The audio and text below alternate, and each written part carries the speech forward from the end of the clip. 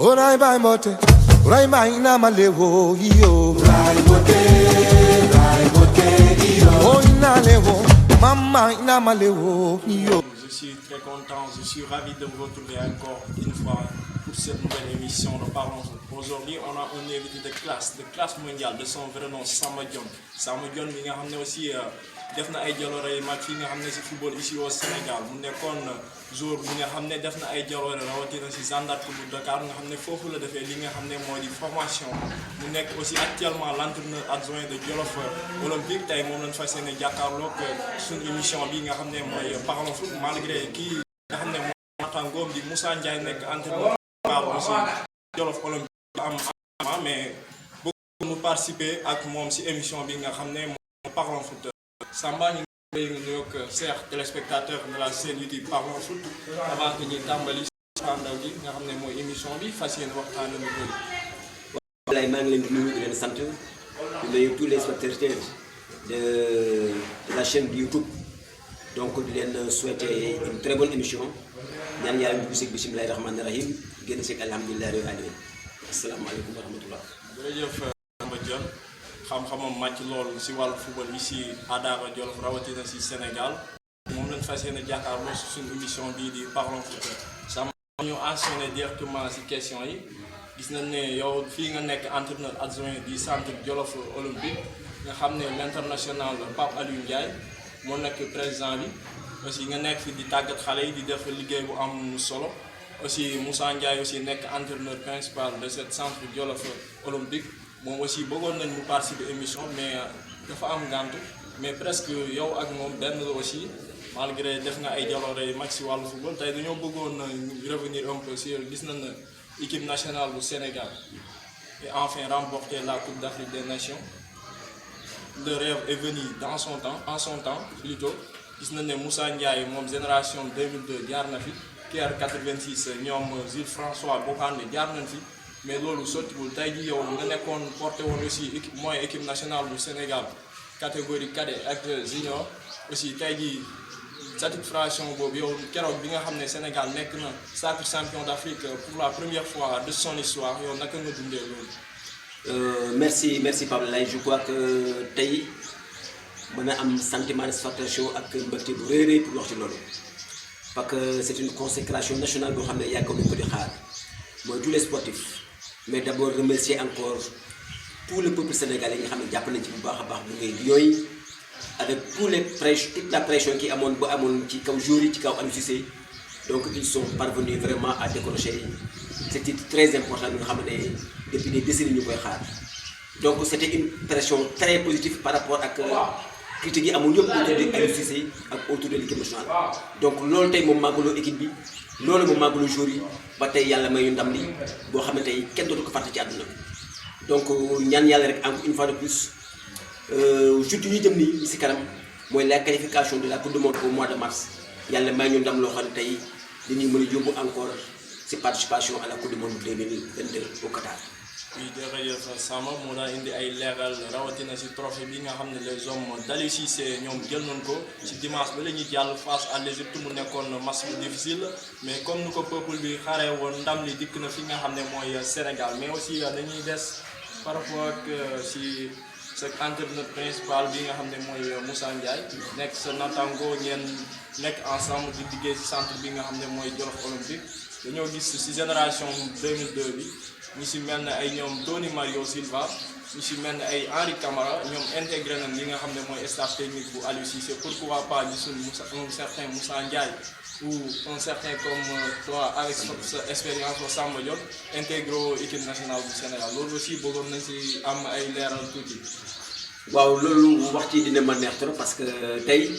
le métier d'entraîneur je crois que ne tey yàlla moo dogal lépp quoi. donc coach Moussa par rapport ak moom avec ses ambitions am na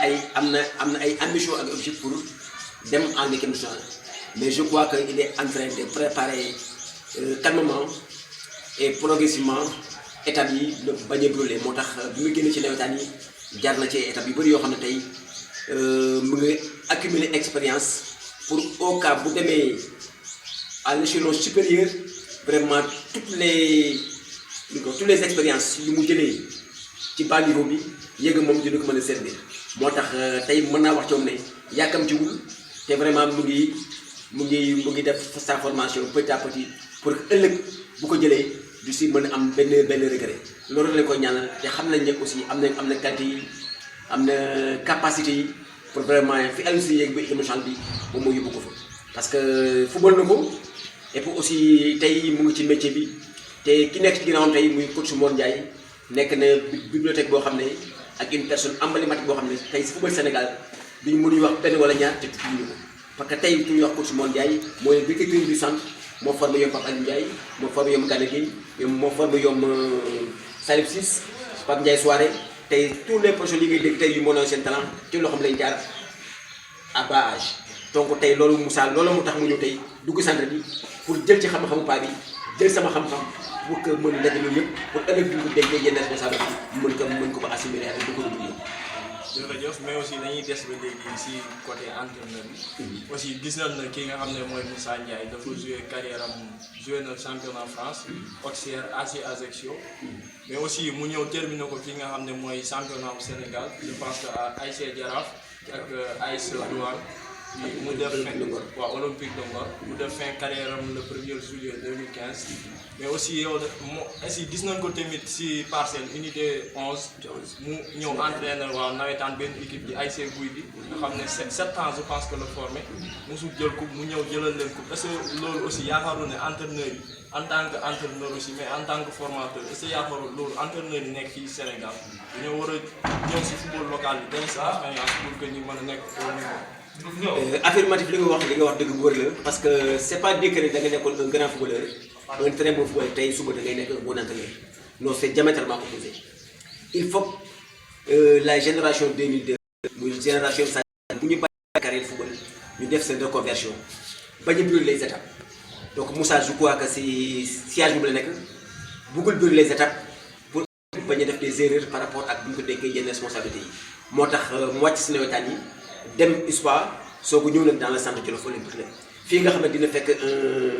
une personnage emblématique boo xam ne tey dina fi mën a jëlee lu bëri ci xam-xam donc je crois que ne loolu moo ko omnibulé moo tax département ne la Moussa yàkkamtu mu ngi def ay apprentissage am doucement progressivement pour que ëllëg mu mën a téye toutes les responsables yoo xam ne dina ko mën a confier je crois que loolu quoi donc maa ngi exercer aussi à travers toute sa génération li Moussa def nii ñoom aussi ñu topp ko ci ba ñu dund étape dugg ci métier bi ñëw à la base liggéey dans la petite catégorie màgg ak moom demoon pour que ëllëg ñu mën a servir le Sénégal ensemble. c'est ça loolu mooy rôle entraîneur gis nañ ne entraîneur aussi comme ni nga ko waxee am na solo mënoon nga nekk joueur de haut niveau si sa carrière mais en tant que entraîneur dafa laaj jàngat formation gagner ci expérience et tout ça loolu aussi da ciy baax mais aussi dañoo bëgg a focaliser aussi si sa carrière en tant que joueur en tant que entraîneur aussi je pense que Jeanne d'Arc bu Dakar nga defee sa formation nga passé si club yu bëri en tant que joueur mais aussi en tant qu'entraîneur nous j'ai porté mooy équipe nationale du Sénégal pour catégorie cadet mais aussi junior après nga joué 2 fois finale coupe du Sénégal face à Ouakam après nga dem def benn stage aussi en Allemagne am si blessure genou mu xaw a perturbé tuuti si sa carrière yan jàngat ak yan leeral nga ñu mën a dikkal tuuti si sa carrière en tant que footballeur mais aussi en tant qu'entraîneur. Merci beaucoup Pape Laye donc loolu tey je crois satisfaction la tey moo wax si sama jaar-jaar waaw donc de remercier encore tous mes formateurs surtout sama début de carrière à la Jeanne d'Arc pas gaucher xam ne moo nekkoon à Jambar du Jacques Sadio di ko ñaanal yàlla na ko yàlla artisé bi yërmandeem ñooñu samay formateurs la ñu woon en tant que à la petite catégorie di leen souhaiter vraiment pas gaucher actuellement mu ngi Colobane di ko souhaiter vraiment une retraite paisible donc Jeanne d'Arc Dakar na ko le club boo xam ne c'est un club emblématique ñun bu ñu fay dem dirigeant yi li ñu doon wax mooy slogan bi xamuñu défaite gagné nañu xam surtout en cadet en junior donc ñun suñu catégorie junior ak catégorie cadet dañu dox ci club yi donc on avait de très bons formateurs moo tax tey suñu formation baaxoon na quoi donc bu ñu jógee foofu je crois bi ma déclassé senior à la Jeanne d'Arc année bi mu waree joué championnat ci la ma sama papa yóbbu armée bu ma demee armée nag ma def presque 1 an ci la moo ASFA repéré ci à travers les tournois ñuy def à Bango ci la ñëw dugg à l'ASFA commencé sama carrière de footballeur après sama carrière de footballeur ci la ñëw monter sama première année ci monter ASFA en première division après cheminé ak moom ba dem en 88 89 mooy la grande finale ASFA Ouakam après 2 éditions Ouakam dañu ñu 1-0 après 120 minutes de jeu mu nekkoon une finale boo xam ne du ko gaaw a fàtte parce que c'était la première fois keroog stade Amitié mu fees à moitié parce que li seen sol pour mu fees équipe nationale rek moo ko doon feesal mais keroog gisoon nañ ne vraiment c'était archi plein donc mu nekkoon un souvenir boo xam ne vraiment jot ñu ko fàtte. donc bi fa jógee def nañu benn stage boo xam ne c'est en Allemagne pendant 3 mois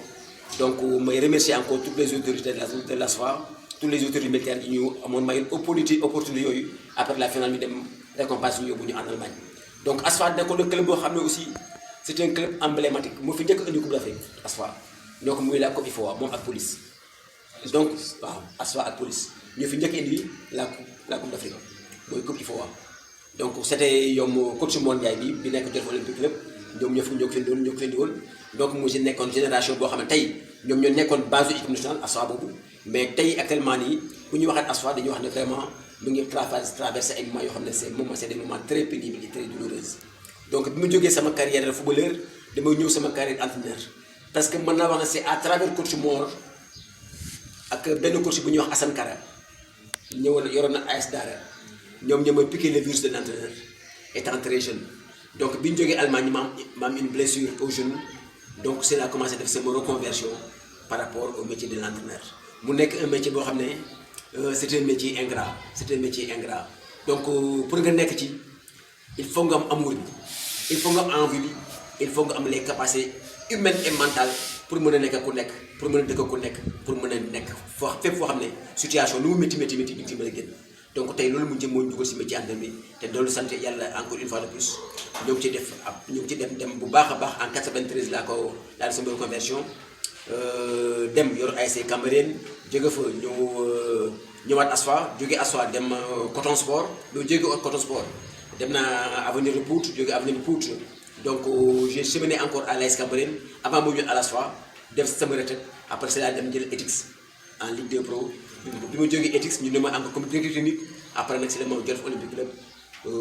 convoité pour que mu mën a ñëw tegle sama carrière fii donc maa ngi ñaan yàlla aussi tous les projets yi nga xam ne nas nañu ko fi suñu borom barkeel ko te ëllëg ñu nekk l'une des meilleurs clubs en Afrique. dinañ si dikk sax parce que cette question concerne aussi le centre bi nga xam ne Pape Aliou Ndiaye aussi l'international sénégalais le joueur qui évolue à Aris en Grèce actuellement oui moom moo nekk président bi nga xam ne mooy centre Jolof Olympique mais aussi bi nga diggee ay leeral si sa en tant que carrière en tant que joueur mais aussi en tant que entraîneur gis naa ne leeral yi am na solo aussi def nga ay jaloore si wàllu football ici au Sénégal xam naa ne sa xam-xam màcc na loolu aussi nga teel a dugg si métier entraîneur bi depuis 1994 93 oui mu nekk lu teel trop en tant que jeune te boobu jàppoon naa ne ndaw nga gagné na si expérience nekk nga si ay ñoo xam ne aussi tàggat na la bu baax mais aussi question bi muy concerné centre bii di Jolof Olympique gis nañ ne fii nga mujjee ñëw nekk fii entraîneur adjoint kii nga xam ne mooy Moussa Ndiaye yéen ñaar ngeen nekk di liggéey ak ñu bëri tey jii boo ñu daan indil ay leeral ay projet yi nga xam ne yéen centre bii di Jolof Olympique nas ngeen ko yan projet nga ñu mën a wax ak yan ambition ngeen am pour que mën a football bi mën a dem ci kanam ici à Daara Jolof mais rawatina que région de Louga. donc encore une fois de plus rek di ñëwaat ci Jolof Olympique lépp mu ne ma commencé te remerciement du fond du cœur le président Pape Aliou Ndiaye remercier encore papam mooy le directeur technique remercier le manager général Pape Sangoulé Ndiaye remercier le premier vice-président Ali Ndiaye mooy magam remercier encore toute la famille Bijou Ndiaye toute la famille daal vraiment di leen remercier du fond du cœur mais tey dañuy wax ne Pape Aliou Ndiaye tey reconversion bi mu def wax ma sax du rafet parce que ba léegi mu ngi ci métier bi parce que mu ngi ci football bi ba léegi parce que le mois passé nekk na les meilleurs joueurs yu choisiroon au niveau du championnat Grèce actuellement nii il est en train de faire un excellent championnat donc de ko remercier waat ko ñaanal naa ko yàlla may ko une issue heureuse pour sa carrière donc centre bi nekk na centre boo xam ne tey président bi li muy wax mooy bëgg na ëllëg mu nekk centre yi gën a mag ci waxal Sénégal sax mais en Afrique comme ay Tuur Poussant Mazembe comme ay Raja de Casablanca parce que moom il est ambitieux dina am ambition yi mu am ko nag kon ñun war ñu bàyyi ginnaaw donc il est en train de donner tous les moyens nécessaires pour la progression des joueurs du staff et de l'administration donc lépp lu mu bëgg léegi pour centre bi jëm kanam mu ngi ko ciy investir di ko def chaque jour chaque semaine mënul tëdd te waxul ak tout le staff ak tous les joueurs donc li may wax rek mooy encore une fois de plus fële ci CRZ bi jëlee na fa 17 hectares yooyu donc mu fa la bëgg a implanter centre bi dina nekk centre boo xam ne nag tey dina nekk centre boo xam ne tey Sénégal yëpp dinañ ci wax Afrique yëpp dinañ ci wax parce que tey boo jëlee centre mel nii nga jëlee ko Dakar jëlee ko Thiès jëlee ko Saint-Louis indi ko à Daara Djolof les gens dina poser la question pourquoi Papa Alioune Ndiaye mu jël affaire bi indi ko Daara fii donc chaque fois question yi dafa ñëwaat pourquoi dafa ko Dakar pourquoi dafa ko Thiès pourquoi dafa ko Saint-Louis parce que foofu c'est des régions yoo xam ne dañu màcc ci football donc Daara bu ñu waxee Daara Djolof tous les gens ne chaleur bi kërti te xamuñ chaleur bi fii à Daara avantage la kon donc moom li tax mu def ko il a mûrement réfléchi avec sa famille donc moo tey mu ñëw implanté ko donc résultat yi donc c'est bi mooy suñu deuxième année première année vraiment on a parvenu vraiment à passer des jours en Europe bi aussi am na ay jours yoo xam ne vraiment ñu commencé dem donc di la wax ne rek le président Pape Alioune ñu ngi koy souhaité vraiment lépp lu mu bëgg centre bi yàlla may ko dooleel ko donc boo duggee si kër gi sax nga xool installation salle musculation bi nga xam ne c'est des appareils de nouvelle génération donc tey bu ñuy implanté ko jox ko joueurs yi jéem ko looy comme ni gars yi ni ñuy def bu ñuy implanté ko fi à Daara kon ça veut dire que la mission est vraiment grandiose. oui mais aussi dañuy des ba léegi ci centre bi di Jolof Olympique mais aussi bëggoon nañoo xam Samba Dione ak Jolof Olympique comme ni nga ko waxee léegi ci sa biir wax Pape Alioune Ndiaye dafa réfléchir choisir ne Daara Jolof la ko mën a def mais aussi pourquoi pas ñi gis ci peu de joueurs yoo xam ne ils sont nés à Daara Jolof ay gone yoo xam ne Daara Jolof lañ juddoo ñi gisuñ leen ci centre bi parce que bu ñu seetloo 2 ou 3 lañ mën a génne ci centre bi ñu nekk Daara Jolof loolu aussi bëggoon naa ñu indi ma ci ay jàngat mais aussi ay leeral. affirmation li nga wax bon je crois que bi ñuy def centre yi Daara lañ ko defee fii ak Linguère y avait 3 jours de Daara 4 jours de Daara ak 5 de Linguère le reste ñu jëlee ko Dakar Casamance ak Saint-Louis ak dans les autres régions mais départ centre bi on avait presque 5 jours de Daara donc mais dem nañ ba ci biir on a créé des U17 U16 U15 mais boo xoolee U16 yi ak U15 yi moom mooy nekk la base de Jolof Olympique parce que am nañ ci presque 12 jours yoo xam ne ils sont de Daara ak 4 yoo xam ne ils sont de Linguère kon donc base bi foofu la parce que tey ñun dañuy dem compétition en championnat donc booy dem championnat aussi da ngay jël des jours yoo xam ne xaw nañ am tuuti talent boo xam ne tey boo la fa tegee dinañ mën a tey fexe ak ambition coach bi ak ambition président bi jéem a yóbbu club bi en Ligue 1 professionnel loolu la ñu bëgg sur les 4 ans national régional national 1 national 2 Ligue 1 Ligue 2 donc foofu am ay joueurs yoo xam ne xaw nañ am tuuti expérience am nañ tuuti vécu pour ñu mën la gunge pour yóbbal leen mais tew ci biir club bi y a des joueurs yoo xam ne Daara lañ dëkk am benn naan xam ngeen ko fi la nekkoon donc Omar Diagne fi la nekkoon donc am na si ñeneen aussi ñu ngi fii comme de Birame Mbaye mu ngi fii te si U17 la jógee ñu yéegal ko à l'état supérieur parce que il est en train de se métamorphoser par rapport ak les ambitions du club donc au sein des U16 U17 donc mën nañu xam ne am nañu fa 12 jours yoo xam ne ñëpp ils sont natifs de Daara ak Linguère. jërëjëf aussi leeral yooyu am na solo parce que centre bi ngeen ko créé ba léegi damay dégg askanu Daara Jolof di joytu loolu mais tey gis ñi leeral yi nga ñu defal yaakaar naa ne dal na xel aussi mais aussi dañuy des ci centre bii di Jolof Olympique ba léegi gis nañ ne seen yeneen centre yi nga xam ne ñu nekk ci biir Sénégal ñu ci mel ne Génération Foot Dakar Sacré-Cœur Jambar ñoom aussi am nañ ay partenaires vers l'Europe ou vers l'extérieur mais aussi Jolof Olympique est-ce que am na ay partenaires yu mel ne ay club yu nekk Europe aussi yu nekk ci monde bi daal loolu lañ bëggoon a xam ay leer est-ce que yéen aussi yéen a ngi ci liggéey ci loolu wala amagoo leen partenaire pour l'instant. donc Pape Laye pour wax la rek que ni amul benn club au monde buy defar lu mel ni toll nii ñun suñu superficie moo ëpp bu jàmbaar moo ëpp bu Dakar Sacré-Cœur moo ëpp bu GF donc mënuñu am li ba pare te duñu xalaat loolu mais nag dañu ne petit à petit l'oiseau fait son nid donc boo xoolee def boobu léegi ñu ngi amagum 2 ans la ñuy amagum te vraiment affaire yaa ngi progressé doucement donc loolu ma la wax noonu donc dina nekk beneen laaj boo xam ne bu ñu demee ak président boo demee peut être xam naa di nga am occasion pour mën waxtaan encore ak directeur technique yooyu moom moo ko gën a maîtriser par rapport ak ñun parce que ñun le côté technique kese lañu sas mais le côté purement administratif ñooñu seen domaine la quoi. Je crois que tey yàlla bu la mayee dans 1 semaine 2 semaines ba nga rencontré pas bi rencontré le directeur de manager général di ngeen ci di la mën a gën a approfondir par rapport ak ambition yooyu nga ma laaj. D'accord, jërëjëf monsieur Samba mais aussi dañuy intéressé aussi ki nga xam ne mooy le président Pape Aliou Ndiaye de Jolof Olympique actuellement mu ngi nekk joueur en Aris je pense en Aris Salonique en Grèce mais aussi gis nañ ne début saison bu baax lay def dégg nañ ki nga xam ne moo nekkoon ancien joueur sénégalais durant les années 2002 di Henri Camara avant Coupe d'Afrique bi di tàmbali mu ne Aliou Cissé bu mu xalaat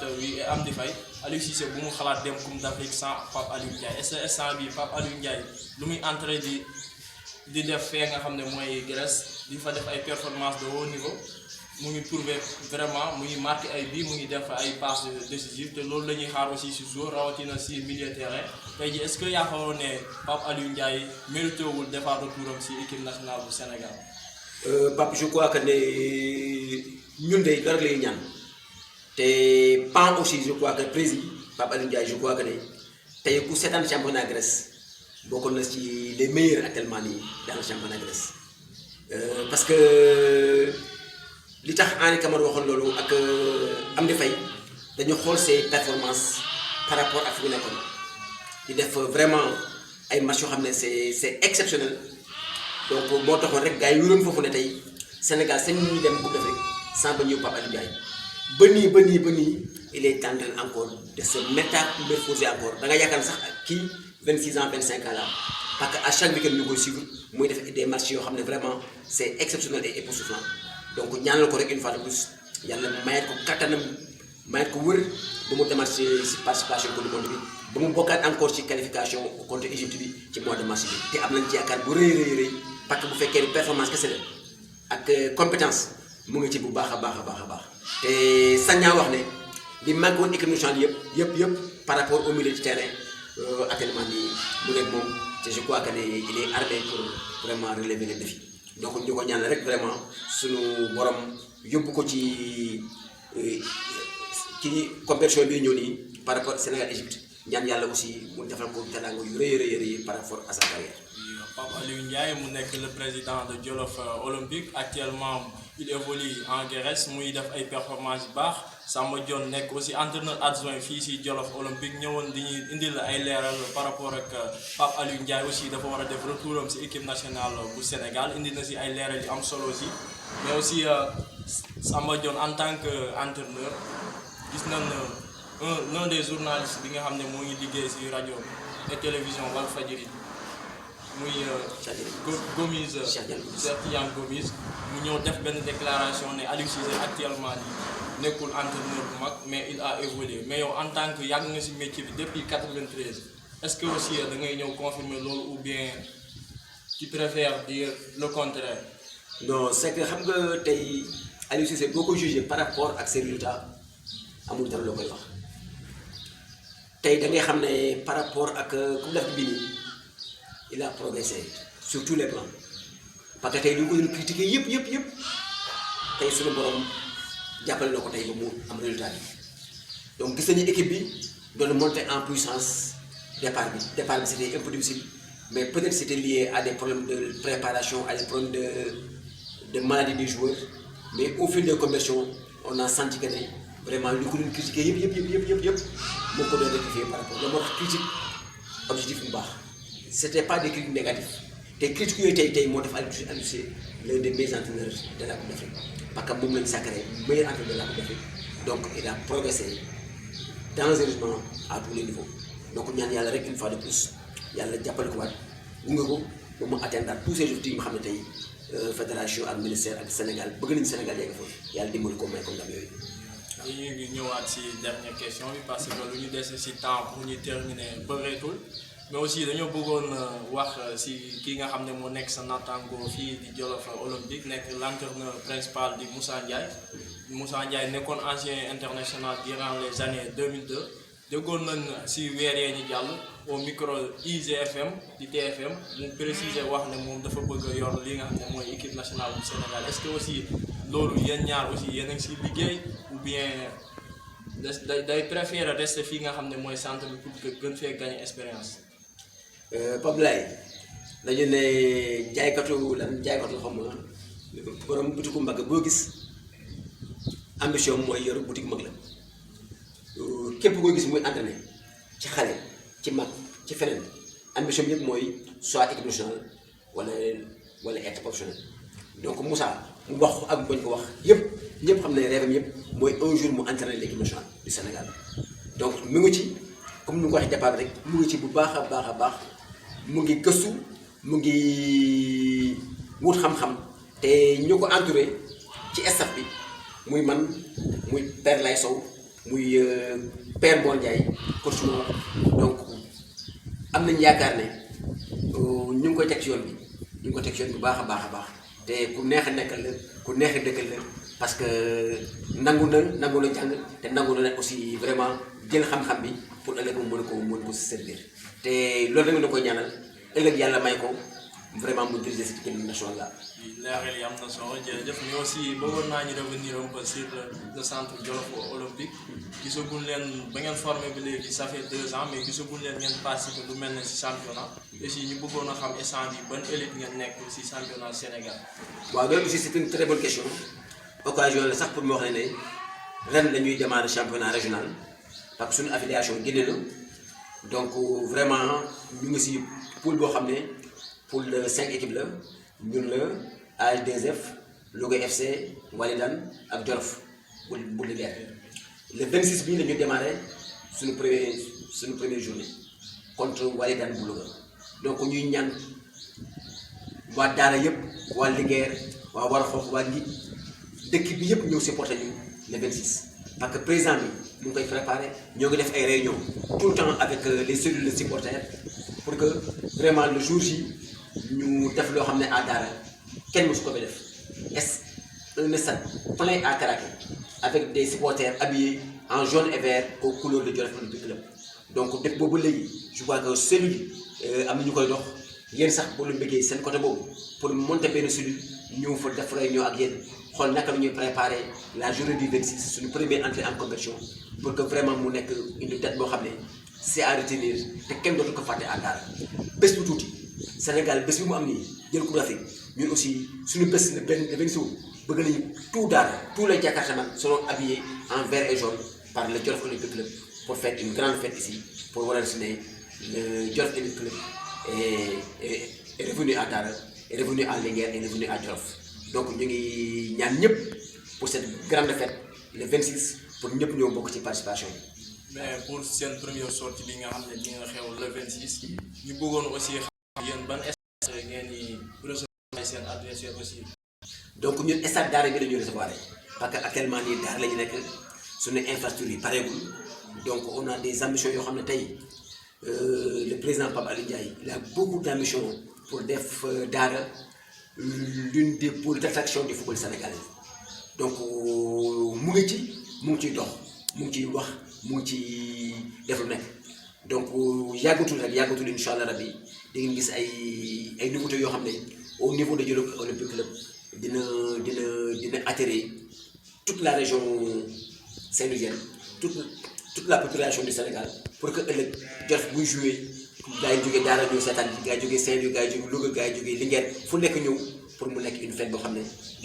Jolof ci loolu la nekk actuellement pour liggéey. yow mbokk téléspectateur de la chaîne YouTube Parlons Foot TV comme ni ngeen ko déggee Samba Dione nekk entraîneur adjoint fii si centre du Jolof Olympique moom ñoom dinañ def seen sortie bu njëkk le 26 bii ñi jëm mu ngi si woo si képp ku nga xam ne lu wër Daara mais si Jolof képp ku bëgg a football Daara jëm si kanam ñu ngi lay woo si bis boobu mu nar a nekk seen première sortie parce que Wolof Njaay dafa wax bis du tout borom lay tolloo te Jolof olympique ki nga xam ne mooy ko jiite di Pape Aliou Ndiaye Daara jëm si kaw football Jolof jëm si kaw rek aussi loolu mooy objectif am comme ñun ñii di Jolof yi ñun ñii di l'enfant série des Darois nous sommes des Jolof dañoo war a taxaw dimbale centre bi nga xam ne mooy Jolof olympique parce que demul Jolof la aussi ndamul Jolof la mais aussi dama bëggoon naa nga wax tuuti rek concernant que jeunes yi bëgg a doon footballeur fii bëri na rawatina Sénégal mais aussi Daara Jolof plus précisément dans la région de Louga tey jii ban message nga mën a lancer aussi ndaw ñi nga xam ne dañoo bëgg a doon footballeur ëllëg tey ban bataaxal nga leen mën a bay ou bien ban conseil nga leen mën a jox. donc man chaque fois damay faral di wax ci xale yi mooy nit ki toujours il faut être ambitieux dans la vie mooy boo nee dama bëgg football il faut nga jox ko akam te football dafa ànd ak ñaar léegi mooy football ak jàng. sport étude boo demee en dehors bi la ñuy njëkk a imposé mënuma nangoo nekk xale nekk ndaw football bi c'est éphémère blessure mën na ci am leneen mën na ci am sur 20 millions d'habitants yàlla waxoon ne 20 millions dañuy nekk ay professionnels donc moo tax chaque fois suñu président suñu directeur technique suñu vice-président daf ñuy wax ne xale yi saa yu ñëw pour def laaj ndax ñu ngi jàng laaj ndax am nañu métier actuellement Jolof olympique la am na benn centre de formation bu nekk fii booy génn daara ji je crois te dañu fa la ñuy nar a yóbbu les U17 pour leur formation am na ñoo xam ne actuellement dañu leen intégré ci école yi ñu pour ñu dem jàngi ñeneen ñi dañuy ñëw pour ñu def seen formation parce que en dehors du sport su amul réussite fii am réussite sur reconversion bële au moins ñun ñoo xam ne on a formé des hommes on a formé des responsables on a formé des instituts yoo xam ne ëllëg mën nañ jàppale seen famille même en dehors du sport su amul réussite kon donc football bi dafa ànd ak jàng dafa ànd ak métier bu fi boo doxal rek fay dox le président Pape Aliou Ndiaye du dëkk suñu nopp dañuy wax loolu il faut aider les gosses à avoir des métiers et à apprendre parce que moom bi mu nekkee jàmbaar sport et de l'élève ba génn ak bagam bac plus 2 bac plus 3 après soog a dem moo lay son talent à l'étranger. comme ni nga ko waxee am na solo sport étude la ñu wax mais l'émission je pense que l'émission tira sans fin Samba Dione dañ lay bay nga nuyoo remercier aussi chers téléspectateurs de la chaîne YouTube Parlons Foot ñu ngi daan seetaan avant que ñuy jeexal li nga xam ne mooy émission bi. donc Pape Laye ñu lay commencer par remercier d'abord di la remercier infiniment du fond du cœur ñaanal yow équipe may leen incommensurable et exceptionnel si métier bi nga tàmbale. ça ne serait pas facile nag parce que dina nekk loo xam ne di nga ciy jàkkoonte mais dem lay wax rek il faut le courage et qualité humaine pour mën a métier donc nekk na métier boo xam ne du yor yaa ko bëgg du ci nekk donc lépp képp ku gis ne mën na la apporter soutien ak xam-xam demal nga jege ko jël ci moom beneen bi di remercier toute la population de Daara di remercier toutes les autorités étatiques di féliciter le maire encore une fois de plus Ali kii Samba Dione di ko wax ne vraiment yàlla na yéen di oyof parce que bu yéen bu oyofee dina mën a jëriñ la jeunesse de Daara lépp lu ñu rêvé mooy un terrain synthétique avec des projecteurs de très haut niveau donc ñaan yàlla bu gëstu jeunesse yi par rapport ak seen i besoins ñaan aussi les jeunes de Daara ñu